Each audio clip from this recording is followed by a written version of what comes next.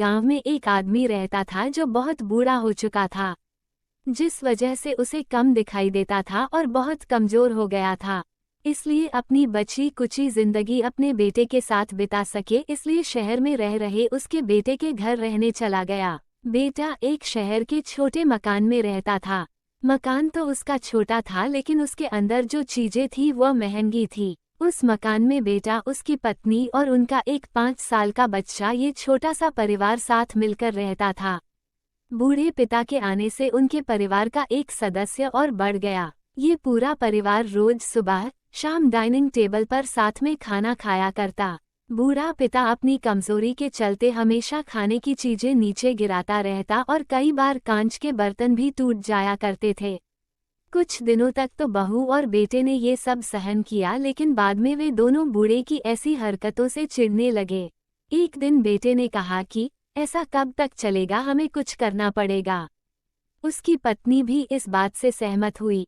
अगले दिन बेटा कहीं से एक पुराना मेज लेकर आया और घर के एक कोने में उसे लगा दिया और अपने पिताजी से कहा कि आप यहीं पर बैठकर खाना खा लिया कीजिएगा। उन्होंने एक लकड़ी का बर्तन भी बनवाया जिसमें वे अपने बूढ़े बाप को खाना देने लगे। अपने कांच के कीमती बर्तन बचाने के लिए अपने पूरे बाप को लकड़ी का बर्तन देने में उन्हें जरा भी शर्म नहीं आई। अब खाने का समय जब जब होता तो बूढ़ा बाप एक कोने में बैठकर खाता और बाकी का परिवार डाइनिंग टेबल पर खाना खाया करता। डाइनिंग टेबल पर बैठे बैठे दोनों पति पत्नी कभी कभी अपने बूढ़े बाप की तरफ देख लिया करते। बूढ़े बाप की आंखों में उन्हें आंसू भी नजर आते, मगर उन पर जैसे कोई असर ही नहीं होता। बूढ़े का पोता भी यह नज़ारा हमेशा देखता और वह अपने में ही खोया रहता। एक दिन जब पति पत्नी डाइनिंग टेबल पर बैठकर खाना खा रहे थे, तब उनका बच्चा जमीन पर बैठकर कुछ कर रहा था।